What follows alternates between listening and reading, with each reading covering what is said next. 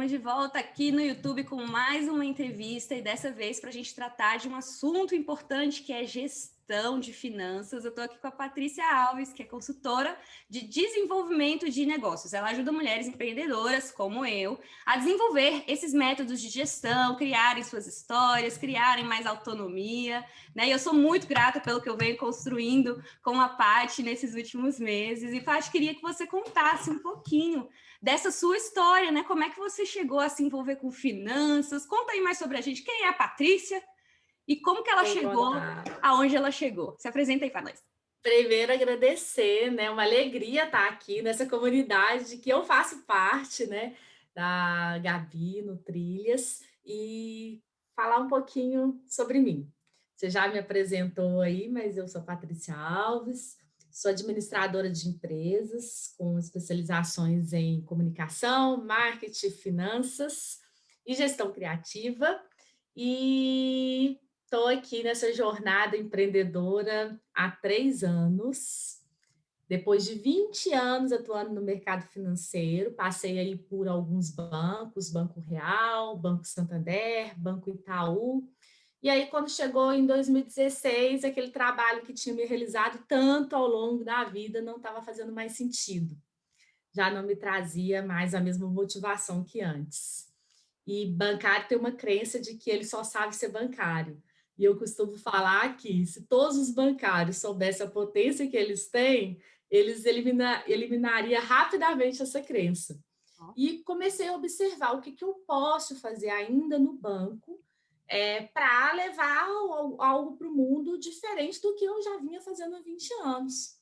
Mas mal eu sabia que eu ia para o mesmo lugar, porque observando ali tanto as minhas colegas de trabalho e as clientes, né, que frequentavam as agências que eu trabalhei, atuei como pessoa jurídica, nos últimos 8 anos já estava na gestão de pessoas, como gerente de agência, eu comecei a perceber que nós mulheres, né, isso não é novidade para ninguém, a gente tinha a gente ainda tem, né, aquela questão de como conciliar, né, toda a minha vida pessoal com a minha vida profissional e como fazer gestão da nossa, inclusive da nossa própria vida, né? Como equilibrar esses pratinhos aí. E aí eu comecei a reunir mulheres para a gente conversar sobre os desafios da mulher. Então foi um projeto que nasceu como um projeto do coração. Ele era um grupo de mulheres. Depois desse grupo de mulheres, eu criei um blog, também comecei a compartilhar sobre esses desafios. Passaram mais 3 anos e eu percebi que eu já tinha um negócio. E aquelas mesmas mulheres começaram a me procurar, né, para, além da motivação ali de estar trocando, para, na prática, mudar um 0,01 das estatísticas que a gente vê por aí do universo dos desafios das mulheres. Então, eu me uni com uma pesquisadora e a gente começou a pesquisar a fundo esse universo. Então, assim, usamos dados de tanto aqui do Brasil quanto de fora e chegamos em vários desafios aí que precisavam de soluções e que a gente gostaria muito de poder ajudar ali a mudar o que fosse realmente 0,01% daquelas estatísticas. Aí nasceu o método Sou Minha, que é um método de desenvolvimento de negócios, gestão estratégica e gestão financeira, né, para mulheres empreendedoras, mas com um olhar também para aquela mulher que está ali à frente do negócio, né, em todos esses papéis, em todas essas dimensões. E é isso. Isso, essa jornada aí Essa jornada. Mas com o intuito de levar esses caminhos para outras mulheres, porque de fato são muitos desafios mesmo, assim, eu fico só pensando, gente, no início da minha carreira, tivesse encontrado Patrícia, ia ser uma coisa tão mais simples, né, e eu percebo assim, Paty, que uma das grandes dificuldades, né, principalmente essa falta de conhecimento sobre a gestão financeira, né, como um todo, porque a gente não aprende isso na escola, a gente entra na faculdade e aí vem aquela coisa, né, do cartão fácil universitário, que aí já vem um crédito que você não sabe nem o que fazer com aquilo e os juros não sei o quê, eu sei porque caí nesse lugar, passei por isso. Então, é fácil ver essas dificuldades financeiras e também as nossas crenças, né, em relação às finanças. E conhecimento é algo que a gente vai desenvolvendo, eu percebi isso com a prática e fazendo os planejamentos, entendendo e tal. Como é que você vê esse lugar do conhecimento mesmo, de como que a gente obtém esse lugar e dessas crenças, né, que as mulheres têm, enfim, conta mais sobre isso. Então, vamos lá. Tem um dado super legal que eu gosto de falar sempre quando eu tô no primeiro contato ali com a cliente, né? Que 86% das mulheres, elas não se planejam para empreender. Então, quando elas chegam assim, se sentindo perdidas, eu sempre alivio o coração. Olha, peraí, 86% das mulheres não se planejaram. Por quê? Ou elas empreendem por necessidade, ou muitas vezes pela motivação de ser mãe, de querer ter mais um tempo de qualidade. Então, a questão da gestão financeira, ela é um dos desafios, né, nessa jornada empreendedora, muito por conta dessa falta de planejamento e de organização ali, né? As coisas vão acontecendo de uma forma muito empírica. Então, quando ela se depara com a empresa, né, começando a crescer, ela não sabe para que lado que ela vai. Então, além da gestão financeira, eu vou me aprofundar mais na gestão financeira, mas no início a gente é muito eu empreendedora, né? Ou eu empreendedor. A gente está ali rodando todos os pratinhos e muito na execução. Então, na minha opinião, dentro, né, desses 3 anos que eu venho trabalhando aí com mulheres, já atendi mais de 50, 60 mulheres, eu vejo uma falta de visão estratégica do negócio, do todo do negócio. E, obviamente, a questão financeira, ela é super importante, né? Desses componentes todos de um negócio, de como amarrar todos esses componentes para ter uma empresa que seja sustentável financeiramente. Fora isso, a gente ainda tem uma questão sociocultural, né, Gabi? Como você trouxe. Né? A mulher, até a década de 60, ela não tinha nenhum CPF, ela usava o CPF do marido. Sim. Então, a gente também além de nós não termos essa matéria hoje ainda, né, na faculdade, no colégio, na escola, a gente foi, por muitas décadas, a gente foi se distanciando da relação com o dinheiro, porque o homem era o provedor da casa, né? E aí a gente foi crescendo, desenvolvendo esse tanto de crença, chamando dinheiro de dinheirinho, né? Não acreditando que a gente fosse capaz de tomar posse da nossa gestão financeira, cuidar das nossas próprias finanças. Aí daria que, assim, 1 hora só falando sobre esses desafios socioculturais. Se vocês quiserem aprofundar um pouco mais, tem muitos dados legais no Banco Mundial. O Banco Mundial traz muitas informações a respeito dessa nossa relação com o dinheiro. É bem, bem interessante. Legal. Esse lugar do começar sem planejamento, às vezes as pessoas me perguntam, até nos processos de mentoria, eu falo, gente, faça o que eu estou falando, não faça o que eu que eu fiz naquela época, porque eu comecei assim, sem um planejamento financeiro, já o que eu tenho aqui, o que eu posso oferecer, já atrás de cartela de clientes, assim. E hoje em dia, vendo, né, a estrutura e passando inclusive para as pessoas da mentoria de negócios, eu já passo uma outra visão, gente, vamos tentar fazer um planejamento, porque a transição de carreira por si só, ela é um super desafio, a gente tem que aprender um monte de coisa nova para ser empreendedor, né? Sim. Um monte de coisas, inclusive a gestão financeira. Então, nossa, é muita coisa. E um clássico da vida autônoma, né? E quando você começa a empreender, é não separar as finanças, juntar ali na mesma conta o balaio, o pessoal, o profissional, fica o sapato junto com as ferramentas de marketing no cartão, é tudo junto. Misturado. E não é tudo junto e misturado, e aí tem aquela confusão. Paty, o que fazer para começar a separar, mesmo que você não tenha um CNPJ ainda? Tá, vamos lá. Vou te responder, mas eu gostei da sua colocação sobre a transição. E é algo que as pessoas me perguntam muito, né? Se eu me planejei. Hum. Eu me planejei muito, porque aqueles grupos, o blog, eu considero que foram os meus MVPs, né? Foram os meus mínimos produtos aí viáveis. E me planejei muito financeiramente também, porque eu já estava, né, nessa área por 20 anos. Então, eu consegui realmente fazer uma reserva para que em 2 anos, se meu negócio não desse resultado, eu teria como sobreviver, né? Pagar as minhas contas e manter ali um padrão não igual, mas muito parecido com o que eu tinha na CLT. Só que agora, depois de 3 anos empreendendo, eu descobri que além da gente se planejar financeiramente, a gente ter um plano e um modelo de negócio desenhado, a gente também tem que se planejar emocionalmente. Ah, demais. Porque a gente vem com muita coisa lá do sistema corporativo, do sistema, do ambiente corporativo. Então, se eu também puder dar um conselho aí para todo mundo que quer fazer uma transição, se planeje emocionalmente também, Boa. além de se planejar financeiramente. Mas vamos lá, deixa eu responder essa pergunta sobre a separação. Primeira coisa, separa, independente se você tem um CNPJ ou não tem um CNPJ, né? Hoje a gente tem uma infinidade de bancos aí digitais que você não tem tarifa nenhuma, então não vou falar de banco aqui, porque essa não é a proposta, você pode escolher qualquer um aí que te atenda.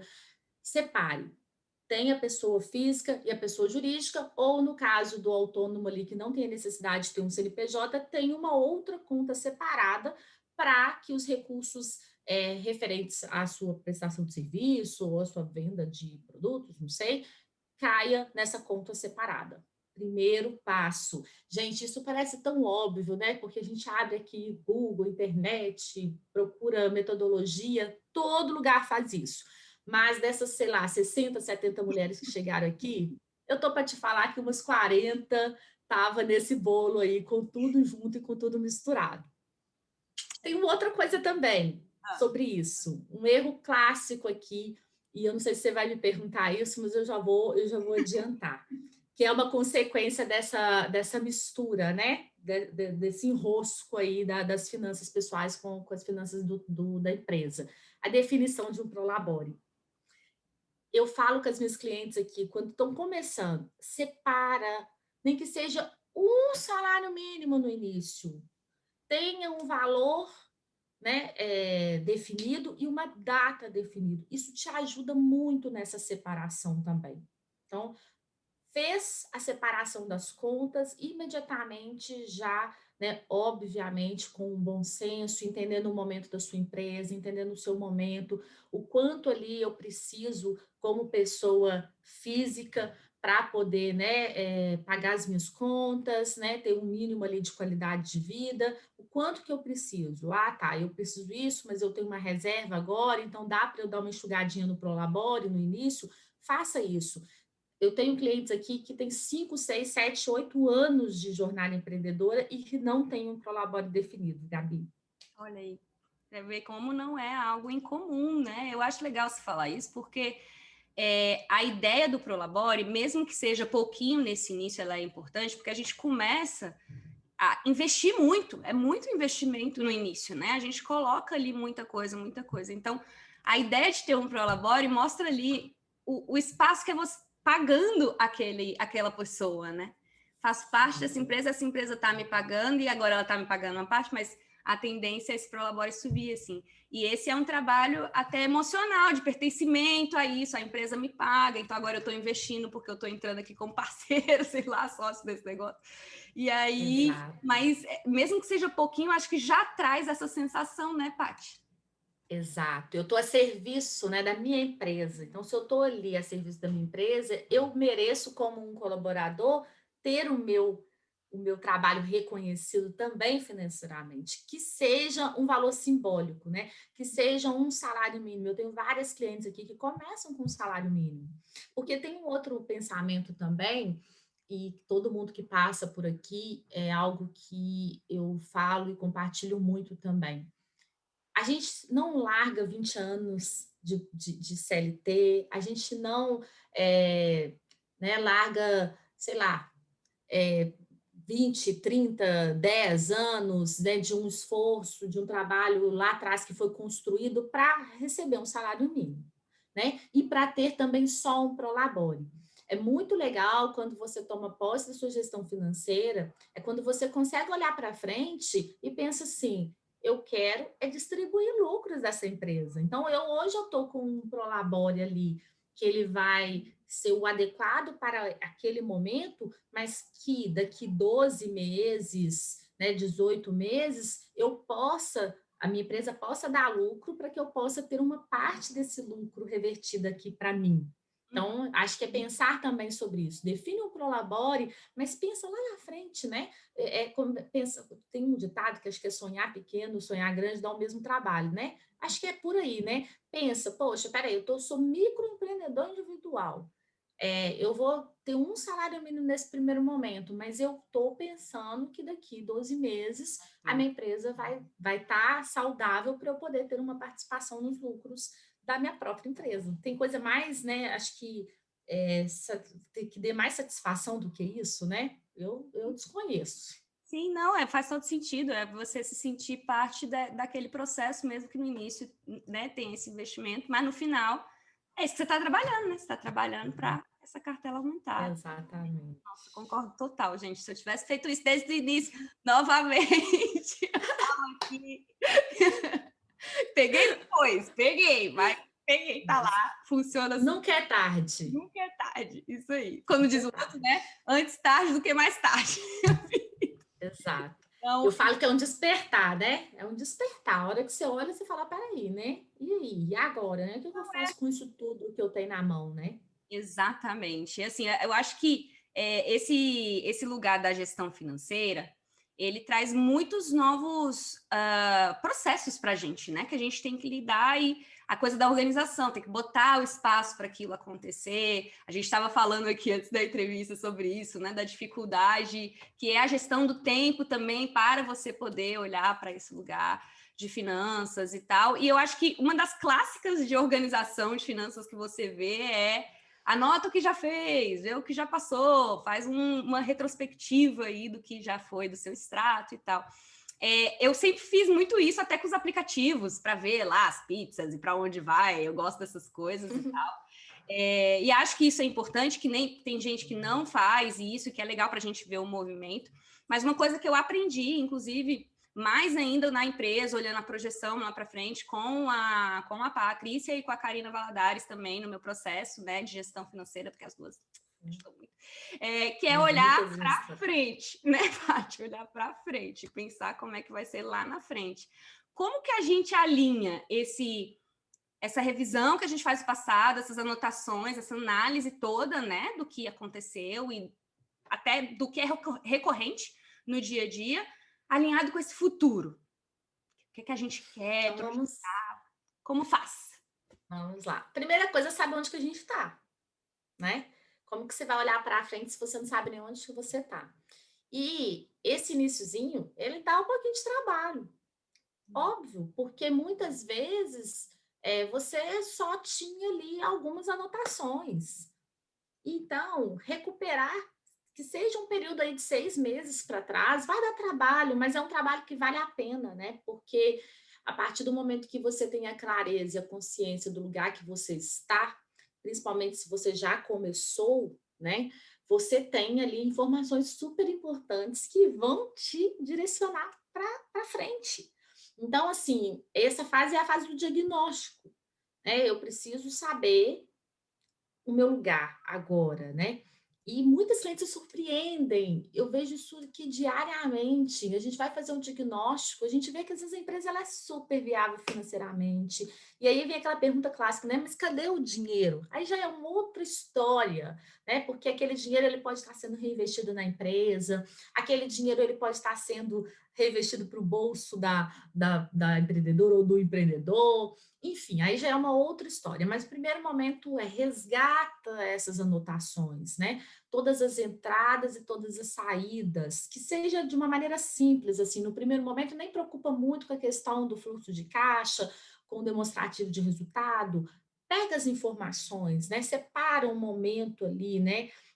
Encara, não tem escapatória, né? Eu estou fazendo uma especialização agora em psicologia econômica, e é muito isso que a professora, né, a Vera Rita maravilhosa fala, né?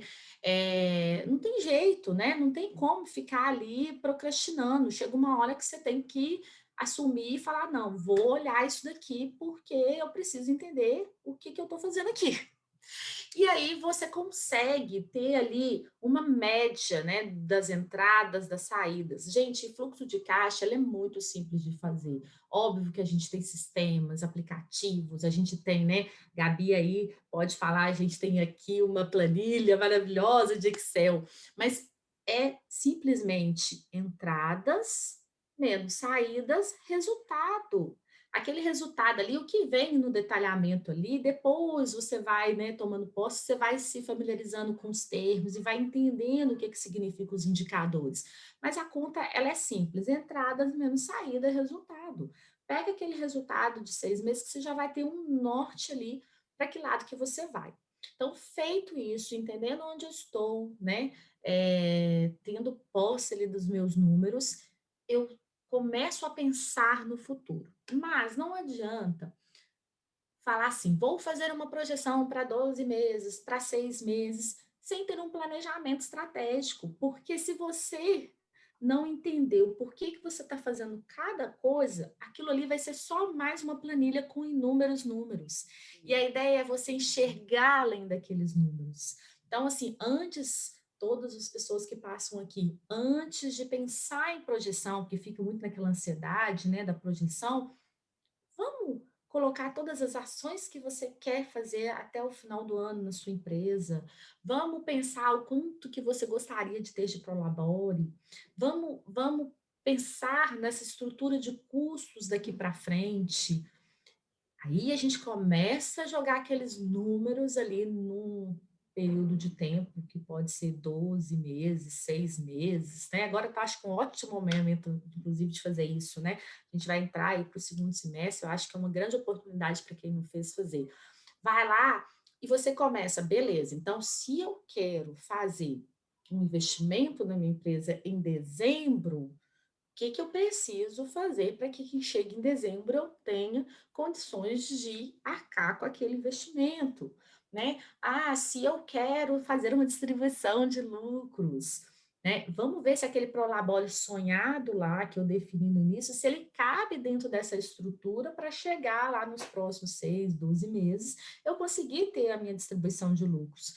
Então, tem toda essa lógica por trás, né? Tem todo um pensamento realmente estratégico por trás. Não adianta vir aqui colocar, vou fazer isso, vou fazer aquilo, se você realmente não imputa aqueles valores, né? Aqueles números numa planilha ou num papel, não importa o formato, tem que ser o que você se sinta mais confortável, aquele que faça parte né, do seu dia a dia, né, Gabi? Você é melhor do que ninguém para falar nisso, não importa. Mas primeira coisa, coloque as ações, o porquê eu estou fazendo. Né? Eu acho que é muito legal também. Qual que é o objetivo daquela ação e o que eu espero ter de resultado com aquela ação? Quando você começa a pensar estrategicamente o seu negócio, você não vai fazer mais nada. Eu falo que você não vai fazer um movimento de comprar um copo sem pensar. Você vai começar a pensar, por que eu vou comprar esse copo? Eu vou comprar esse copo porque eu quero ter um copo legal para eu receber meus clientes. Então, se eu quero ter um copo legal para receber meus clientes, eu estou investindo. E você vai começar também a contabilizar se esse copo aqui, ele está trazendo o resultado que você espera. Então, muda o jogo, muda a vida, né? Sim, Acho que eu respondi, né? sim, eu acho que isso que você está falando ajuda a gente, inclusive, a precificar melhor, né? A entender como ir para uma. Porque esse lugar é tão difícil. Assim, para além da organização da gestão financeira, a gente tem as questões ali do marketing, de vendas, mas esse lugar da precificação, ele é muito complexo, né? Porque cada negócio é um negócio, cada pessoa está entregando um valor diferente, às vezes esse valor ele é um valor que é intangível, A gente não consegue, assim, nossa, a habilidade daquela pessoa, aquilo que ela tem. Enfim, eu acho que esse lugar que você falou aí de olhar para os objetivos, fazer um planejamento estratégico, por que fazer isso? E até a conexão disso no seu planejamento de tempo, né, Paty? Porque você tem que estar com essa conexão ali com as ações que você vai propor nas campanhas, enfim. Mas já puxando o gancho aqui desse negócio de precificação, porque esse é um super desafio, um desafio bem grande. O que se recomenda de olhar, nesse caso, para precificar produtos e serviços de uma maneira melhor? Vamos lá. Lembra que eu falei que quando você faz o diagnóstico, muitas vezes você não entende por que que você não está conseguindo ver aquele dinheiro, né? Uma das questões pode ser uma precificação, uma estratégia de precificação ruim, ou uma inexistência de uma estratégia de precificação. E precificar, se você tem ali a fórmula, é fácil. Mas a questão é levantar as variáveis que envolvem essa precificação. Então, a hora que a gente joga ali, né? A gente tem uma calculadora de precificação aqui, na hora que a gente joga lá, é muito simples, né, Gabi?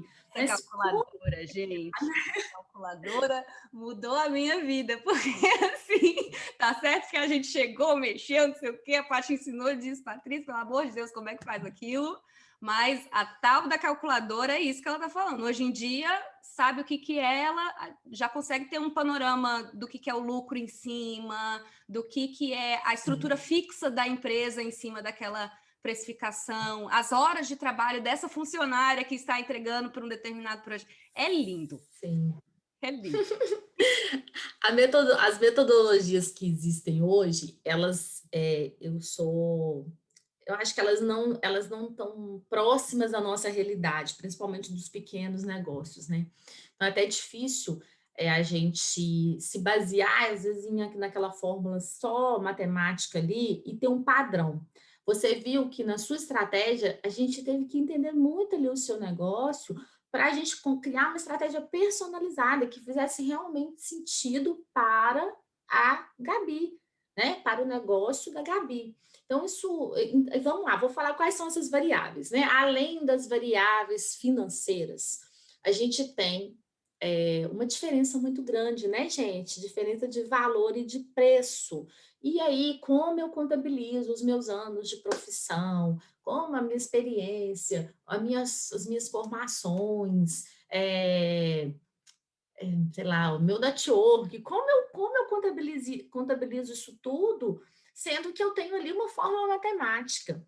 Então, primeiro, levanta as variáveis financeiras. Então, eu tenho ali um custo, se for um produto, eu tenho um custo daquela matéria-prima, né? Eu tenho um custo, vou vender esse pincel. Então, eu tenho um custo para produzir esse pincel, a matéria-prima, a mão de obra, né? Se for uma mão de obra terceirizada, ela entra lá no custo unitário. Se for uma mão de obra sua, da sua própria empresa, ela já vai entrar na sua estrutura de custo fixo. Então, eu levanto todas essas variáveis, levanto impostos que eu pago, levanto comissões de cartão, levanto comissão se eu for pagar alguém para, né, algum percentual para poder vender para mim. Então, se for produto, a gente tem essas variáveis financeiras. Se for serviços, aí é que entra o problema, né? Aí que é o grande desafio aí de quem trabalha com serviço. Não adianta chegar para mim, por exemplo, e falar assim, me ajuda a precificar a minha consultoria. Eu viro e falo, quanto tempo de dedicação para cada fase do projeto? Quanto tempo de dedicação, né, que você gasta ali para poder atender aquela cliente? Desde o primeiro contato com a cliente.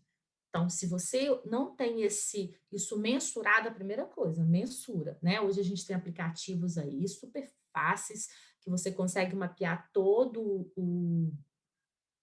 a jornada ali com o seu cliente, aí você vai entender realmente quanto tempo que você precisou utilizar, né, da sua jornada, sua rotina ali para poder entregar aquele valor ali para o seu cliente, né, aquele serviço, aquele produto para o seu cliente.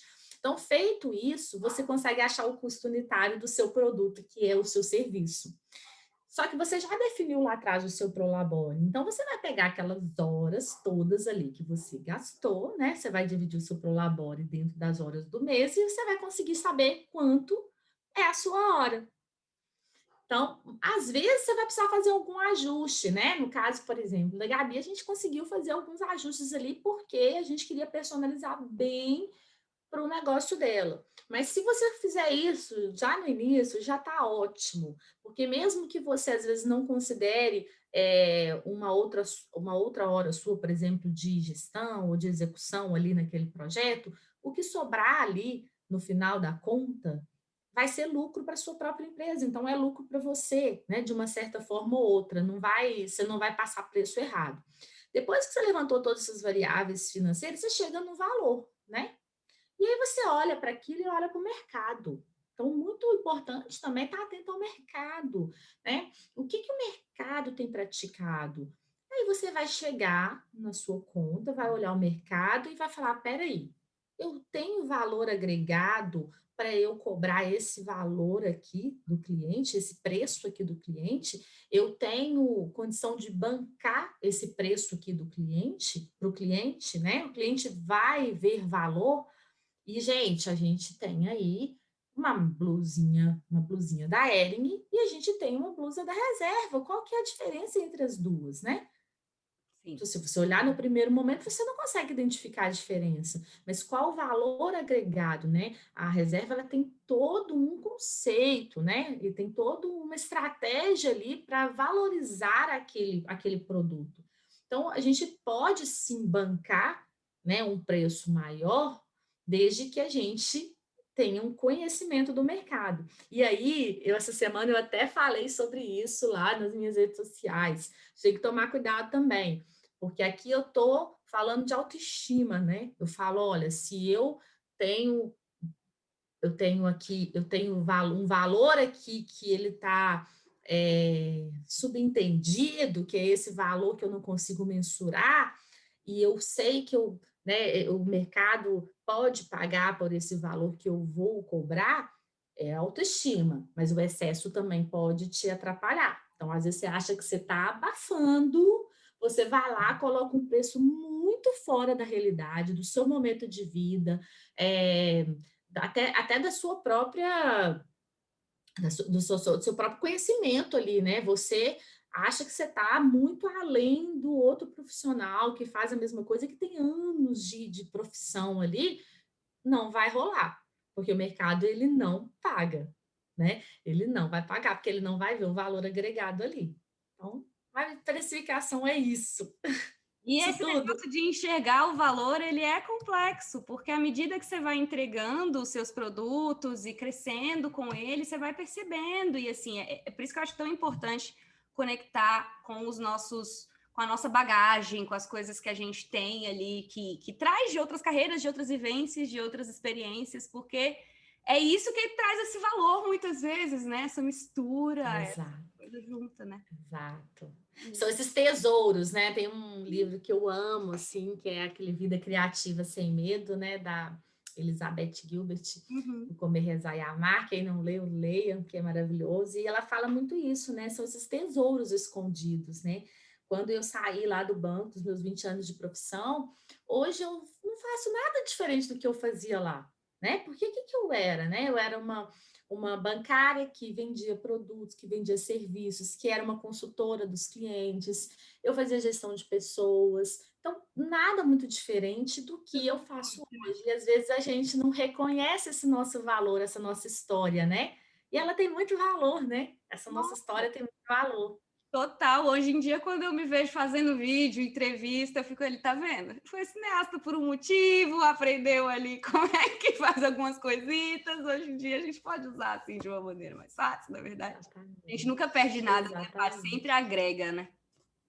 Não, sempre agrega, sempre agrega.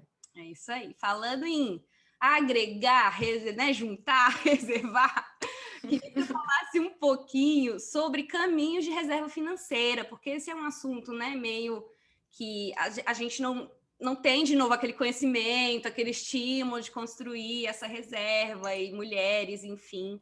E esse é um excelente objetivo financeiro, né? Porque ter ali Sim. uma reserva é tudo na vida. E o que fazer para construir essa reserva, Paty? O que a gente tem que mirar para esse caminho? Porque ele é uma construção, né? Então, como começar? Sim. Então, eu não vou me aprofundar muito na pessoa física, né? Porque Tá. não é a minha área. E aí a gente tem a Karina Valadares lá com conteúdos maravilhosos sobre isso. Mas eu posso aqui, eu me arrisco de falar assim, que aquele bom senso de definir um prolabore, ele vai fazer toda a diferença quando você se atentar para começar a formar essa reserva financeira. Então, se eu tenho objetivos e sonhos ao longo, né, de longo prazo, eu tenho que enxugar às vezes um pouquinho ali e fazer escolhas, né? Então, por isso que finanças nunca é só sobre números, é também sobre comportamento. Já vi casos, né, na minha jornada, fui gerente também de alta renda, então tive muito próxima desse público também de pessoa física e vi casos de pessoas que não tiveram a educação financeira, né, não tiveram exemplos familiares, mas que conseguiram sim, né, romper com isso tudo e começar a guardar. Então, eu vou deixar a Karina, né, vocês aproveitarem o conteúdo da Karina, e depois Gabi também, quando convidar ela para poder fazer alguma coisa aqui, mas pessoa física eu já falo de uma vez, assim. Foi até o desafio que a professora Vera Rita propôs para a gente essa semana. Se você nunca guardou, abre a sua bolsa aí agora, pega um envelope, coloca um objetivo bem grande naquele envelope e guarde o que você conseguir guardar. Se for uma nota de R$ 2, já faça isso. Isso tem um poder transformador. Você, aquilo ali, se você levar aquilo a sério, né? Faça um ritual aí mesmo do envelope, você vai ver que aquilo ali pode fazer muito sentido para você. Mas óbvio que tem outras estratégias, né? Muito mais embasadas aí que eu não vou me arriscar. Na pessoa jurídica, gente, a gente tem aí um cenário, né? A gente tem um cenário muito desafiador, principalmente tributário no Brasil. Então, hoje mesmo eu estava fazendo um relatório de fechamento de consultoria e eu já respondi a pergunta que essa minha cliente poderia me fazer, mas isso, esse resultado, ele é bom ou ele é ruim?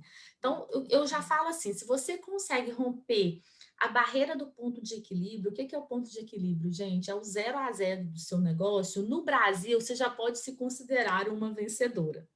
Mas a gente não trabalha só para isso, mais uma vez. Então, assim, primeiro momento, organiza a casa, organizou a casa, tem um resultado, viu que a sua empresa ela pode ser sustentável financeiramente, aí sim você começa a pensar nesse colchão, né, que é o seu colchão de proteção que a gente chama. Eu vou arriscar também, mas isso vai fazer muito mais sentido se for dentro da sua própria realidade. Mas se você conseguir hoje ter 6 vezes, né? Conseguir ter uma autonomia de pelo menos 6 meses do seu custo, total do seu custo fixo, do seu custo variável, né? Da média, já está excelente, excelente. Mas como eu faço isso no dia a dia? Qual que é o grande problema? Se você não tem essa história toda que eu contei aqui de gestão, sabe o que vai acontecer? O que sobrar lá no final do mês é prolabore, né? Mas não é, gente. Então, o que sobrou lá no mês, ele tem que ser capaz, né? Se sobrou R$ 1.000 no mês, depois que você já se pagou, você tem que ver se aquele valor, você consegue girar o seu negócio com aquele valor, então você tem que separar um percentual para que você continue existindo, e aí, a partir daquele percentual, 15% daquele lucro líquido lá do final. Então, você vai conseguir fazer a conta. Se você pegou a média do seu custo total, né, dos seus investimentos total de 6 meses ali, você sabe que o ideal seria ter 6 vezes aquele total. Aí você vai falar, olha, se meu resultado, a média dele é que ele está me dando R$ 1.000 e eu vou separar todo mês desses R$ 1.000, 20%. Você vai conseguir saber no longo prazo em quanto tempo você vai conseguir ter formado aquela sua reserva. Tem esse negócio de valor fixo também que eu nem gosto muito. Eu acho que depende muito do seu segmento. Às vezes, o seu segmento ele tem uma sazonalidade, às vezes, o seu segmento você vai ter férias escolares, você vai ter um monte de eventos que podem né, que seu faturamento ele pode ser reduzido, e aí você vai diminuir ali, obviamente, naquele mês, o valor para reserva, e no mês que você já sabe que você tem uma condição, né, maior de ter o retorno, você vai lá e aumenta aquele percentual. Então, comece com algum percentual, que seja 10% daquele lucro líquido. Se puder ser 20%, excelente. E não esquece que a sua empresa precisa sobreviver. E aí tem o nosso mantra, que todo mundo também que faz essa consultoria tem o nosso mantra. Então, vocês anotem aí, eu acho que nós estamos terminando aqui, mas para fechar, Gabi, Manda. receita é vaidade, lucro é sanidade e o caixa é rei. Não adianta nada ter um faturamento maravilhoso se aquela empresa ela não te traz retorno, se ela não te traz lucro e se você não tem caixa para continuar existindo. Boa, como é que é? Vamos repetir. Receita é vaidade, Vaidade, lucro, lucro é sanidade sanidade e e caixa. o caixa é rei. Notou? Então, beleza. Escrevendo aqui para vocês acompanharem essa frasezinha, porque é um bom mantra para nós autônomos empreendedores. Pati, para fechar, você falou de uns livros que são legais para quem está nessa jornada autônoma e empreendedora. Fala aí para nós. Vou falar de um livro mais comportamental, que é A Psicologia do Dinheiro. Ele é muito legal. Faz todo sentido, né, para tudo que a gente falou aqui, que dinheiro não é só números, tem toda a parte comportamental ali por trás. E um livro que eu adoro e eu acho que ela deveria ser muito mais conhecida, que é um livro Finanças para Startup. É um livro que tem uma metodologia super fácil, super acessível, né? Uma comunicação muito clara, muito objetiva, com exercícios, da Bruna Lousada. Maravilhoso esse Finanças para Startup. Eu acho que esse com a psicologia do dinheiro já faz uma misturinha boa aí para começar. Mais 2 livros para vocês botarem aí na lista, porque toda semana a gente sai com um novo livro nessa lista aqui, depois das entrevistas. Obrigada, Paty, pelas dicas, pelas recomendações, muito rico esse papo, e um prazer ter você aqui nessa troca na comunidade, que, aliás, nesse mês de julho de 2021, a gente vai fazer um desafio de revisão, e lógico, falamos de revisão, tem que falar de finanças, revisão financeira vai estar na nossa pauta, e a Paty está lá com... E a Paty estará comigo lá na comunidade para a gente fazer um painel sobre organização de finanças também, para desvendar esses caminhos. Então vai ser bem legal. Obrigada, Paty. Deixa eu te perguntar Eu que te agradeço. Deixa eu te perguntar uma coisinha. Como acompanhar você nas redes? Então, eu tô lá no @souminhaoficial, que é a página do Instagram, né? E o site da Souminha, souminha.com.br. Bom, pronto, tá anotado. Obrigadíssima, minha flor. Um prazer ter você aqui, viu? Eu que agradeço, estou à disposição de todos. Qualquer dúvida pode me mandar aí. Eu tô lá na comunidade também. Vamos junto. Acompanhem, gente. Muito conteúdo importante. Essa parte de finanças, ela é essencial. Então, o olhar a gente falou aqui para autônomos, empreendedoras, porque sei que tem muita gente aqui na comunidade, muita gente que acompanha o conteúdo que está nesse perfil. Então, espero que vocês tenham gostado. Se gostou, curte aqui, deixa um comentário para a gente e a gente se vê na próxima entrevista.